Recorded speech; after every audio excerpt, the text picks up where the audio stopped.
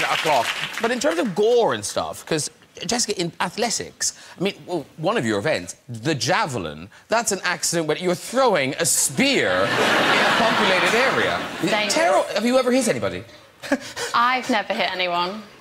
But there's a decathlete called Roman Chevrolet, and yeah, someone was throwing. He was on the side of the kind of track doing long jump, and it went in his shoulder.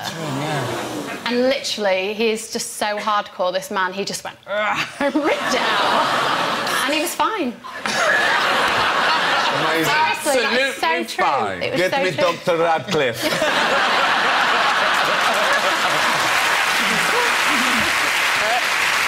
Jessica Ennis, not content with running, jumping and throwing, has now started typing. And you've done a book, Unbelievable. And it is, you know, it is unbelievable because the amount of sacrifice and training and then the level of achievement is extraordinary. But I must say, there's no point where you think, oh, I might do that. I mean, do you feel it's all been worth it?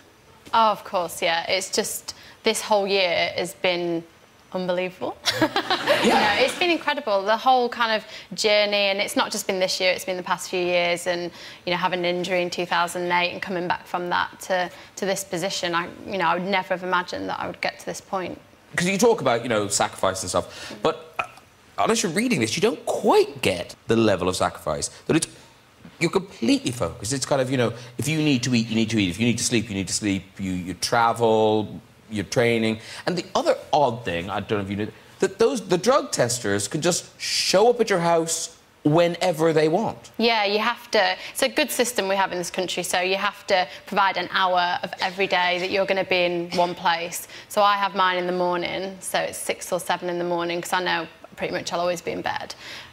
Also, the drugs would have worn off by then. Laughing too hard, Jessica, laughing too hard.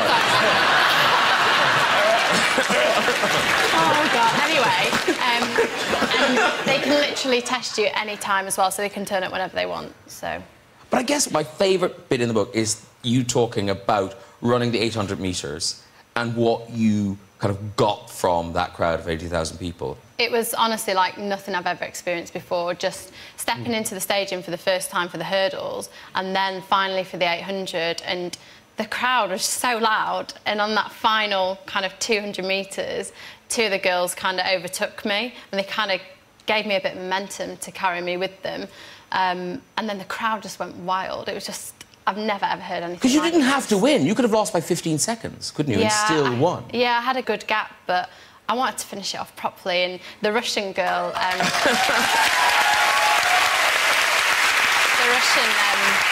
the Russian girl, Tatiana Chinova, she'd beaten me previously, earlier on in the year in the 800, and she'd gone to the press and said, "Oh, I can still beat her in the 800." So as she came past me, I thought, no, not this time, not this time. And I wanted to celebrate and enjoy that moment. And of course, I suppose it's happened quite fast because before the Olympics, we knew your name, but it was only really in the build-up to the Olympics where suddenly you were the face and those posters were everywhere. Was that very odd for you?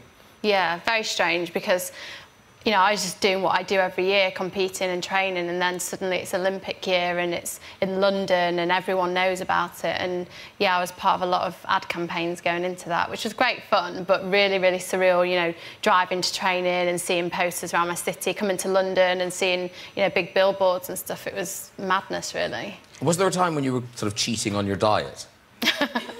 Well, yeah, I drove down from my house. I was going to go and get some fish and chips, like you do. And, there was this massive Powerade poster of me, doing these crunches, really sweating, working really hard. And I just thought, I cannot go in there. So I turned around and I went to the supermarket. I couldn't, though. Can you imagine coming out with a bag of chips? It's not a good look. And how does it... What's it like now? I mean, can you walk around, or are you bothered a lot? Yeah, a lot of people come up to me now, and it's lovely because everyone's, congratulating me, and, it's been just really surreal more than anything. Because you get proposals through the post now, don't you? I've had lots of things on Twitter. But do they want to marry you? Yeah, lots of marriage proposals, but I'm engaged, I keep saying. But it's not putting them off, is it? No. I wouldn't, yeah, very strange people. And do they send you things? I've been sent, lots of weird things. I suppose the weirdest was this man used to make these little, like, models of me. Like... Whoa! like, little cardboard... Well, no, wooden, like, cutouts. This is an episode of CSI, I'm sure. This one. It's the beginning of one. Yeah. They were quite good, though. They started off really small, and then he sent me this big one. Wow, made it now. Getting life size. Because, Ricky, as you're you talked about how you don't go to pubs anymore and... Well, you know, I go out, I go to restaurants and things, but pubs is the dangerous bit because people, when they've had a few, they're a little bit braver and they don't quite understand that you're having a quiet drink. And the worst is Brits abroad are the worst. So I'll be in New York. Listen to this, everyone. No, they're all lovely, but they say, "All right, man, what are you doing now?" I go, "We're having a beer if you want to come and join us." I go, "I'm with friends at the moment." They go, "No, we'll be here for a while if you want to." I go, "I'm all right." And you would think they're going to... Any minute they go, "You've changed." Well, not really. I didn't used to go to a beer with strangers before I was famous. So it's always an awkward moment when you sort of say, "No, thank you, you know, thanks very much." But once I was in West End, and this guy came up to me, he was a backpacker, he was a European guy, and he went, "Oh, my God, I was going to buy your book for you to sign. I haven't bought it yet." I went, "Oh, sorry." I went, "Will you come with me to buy it?" Yeah. I went, "No." And he was going, there's Waterstones. I go, "No," I said, I'm not coming with you to buy my book. No. Right? And I said, "I'll sign something," and he was looking through, like, he found a tube part, and he kept looking at... I said, "I'm not coming with you to buy my book." It's no, I'll sign you anything. But it's hard, because they think, well, why wouldn't you? Why wouldn't you? I'm not going to meet you again, so this is my opportunity. Right, yeah, exactly, that's the thing. But actually, I was watching you tonight, Daniel, when you were outside and, the guys behind the railings, you were signing all the autographs. Did someone, when you started out, sit you down, like, did some experienced actor or star kind of sit, "OK, this is how you deal with these, this is the way to behave," or you just learn it as you go, because it's terrifying for the first, like, little while. Like, it's really scary, intimidating. Because that's the thing, like, because sometimes if you don't sign... they'll boo, like, loud, and when you're 11 and 12, that's really, like, kind of... That's crazy. It's really funny. It's a child. Shirley Temple. So, for a while, it was, like, it used to really, like, freak me out, but I think it's something you get a lot better at and more used to, and then, like... But it's also kind of great, because sometimes you have... Because that's the thing, sometimes you say things that you're, like... To somebody I'm meeting for the first time, I would sound like a massive narcissist. But because of how crazy parts of my life has been, it's just the case. So the other day I said to somebody, when they asked me to sign their arm, I now say to people, "Please don't get this tattooed." Which sounds insane and egotistical, but I met a girl who got my horrible signature, like, tattooed. There's a guy that's got Brent on his... like, the whole thing... Brent! I mean, not even a cool guy like me, you know? It's just me going... and it's massive! But, yeah, it's, it is very strange. Well, you may want to thank your fans after tonight, Daniel, because they may be giving you your next film. OK. Yeah, because there is a website called Simply Daniel Radcliffe Fan Fiction, OK? OK. And what happens on here is... Great. Have you been to this yet, Dan? I actually didn't go on it. I was somebody's... well, don't worry, we're bringing you here now. OK, so there you are. Unleash your heart to the world of Radcliffe. Simply Daniel Radcliffe. It's a fiction. Right, here we go. So this one's called Cabin Fever. OK, here's the plot synopsis. Maggie is a president of her own clothing line, Mystique Clothing. She's taking some time off for a summer vacation. When she shows up, Daniel Radcliffe has taken her cabin. Now they have to share the cabin, and Maggie doesn't like him at all. Brilliant. I like the way it's not even like... No. I like the way it's not even like fantasy fiction. It's what it would be like if we met and they hated me. No. I don't like him much. I don't like him hypothetically. That's the beginning bit then of This is you grow to love each other, I'm sure. Oh, okay, These are just little synopsis. I hope so. Yeah. This one's called Distant Hearts. Casey's in love with Daniel, who's 2 years younger than her. She'd do anything for him. But when he wants to break up with her, she runs off and gets hit by a car. That might be the whole film. Or maybe you teach her to walk again. Something like that. Yeah, I'm not sure. Grace, this is solo.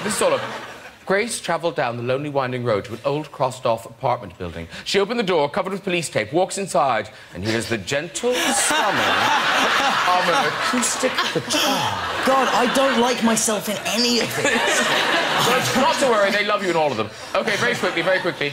Sierra and Clarice are best friends. They're both dancers. One's a professional dancer. The other's an exotic dancer. They are both in love with Daniel Radcliffe. Which one will he choose? It's tricky. They are very special. Thank you, everybody who writes them. We thought we'd freak him out by putting in... Oh, have you done one? No, we can put one in. Okay. Oh, come on. OK, so come on. So, let's make it about you and Jessica. Jessica. OK. Yeah. So, what should we call it? Something Olympic something. Olympic porn? No. Olympic world. Daniel is an astronaut and he wants to start a new colony of people. So he finds the perfect woman. Oh, wait. I've got to write this down. OK. This is great. We don't need to know the word. Olympic Daniel wants to find his perfect woman. I've got to put authors in yet. Hang on. Don't put my name to this. Oh, wait. Don't you dare put my name to this. I'm a professional writer. Radcliffe and Graham Norton. It's my show. OK, so the story is... So what is it? So Daniel Radcliffe's an astronaut. He's an astronaut, but he realises that Earth has only got a few years, so he's got to go to another planet and start the human race again. Hang on, I've only got the spaceman because I can't spell astronaut. Daniel is a spaceman. He is starting another world, so he brings the perfect woman. It's called Adam and Leave. Oh! Ennis, will they be able to breathe? His co-pilot given to him is Lieutenant Norton. Who has other plans.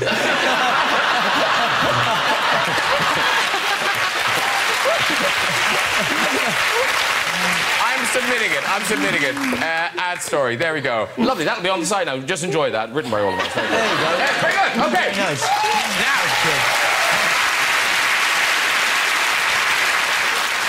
Richard Gervais, you've come all the way from Scandinavia to join us. Yes, I'm back and forth. Yeah, I'm doing a bit of a European tour at the moment.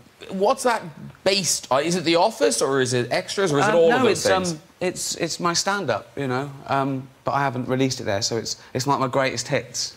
Ah. Yeah. And do you have to change it Some for people them? call it money for old rope. I don't have to change it, no. You know, a lot of Europe, particularly Scandinavia, speak perfect English. You know, they're really smart, they get everything. All right, and talking of abroad, Idiot Abroad, this is the third series, and it's on Sky at the moment. That's right, yeah. And this time it's different. Carl is travelling with your pal, Warwick Davis. Oh, exactly, yeah. Christ, I didn't know that. Yeah. Well, have you done that to Warwick? It's amazing. Warwick was up for it. I bet. When I first pitched it to Carl, I said to Carl, it's slightly different this time. OK, it's you going round on a bike, right, with Warwick in the basket. And Carl went, so I'm doing all the fucking pedalling. There they are. But actually, what's funny about it is that Warwick is so keen. Warwick's loving it. Warwick is the least complaining person I've ever met. Yeah. He had to every day he came to work on Potter, he had a full head prosthetic, not just full face, but full head that he was just like enclosed in. It was 3 hours to get in and like 2.5 to get off, and he was in it the entire day. And for 10 years, and he never said a word. Carl was taking the mickey out of him for that. He says, no one knows who you are. You're always covered up. He said, for all I know, you could have been in the bin in 3, 2, 1.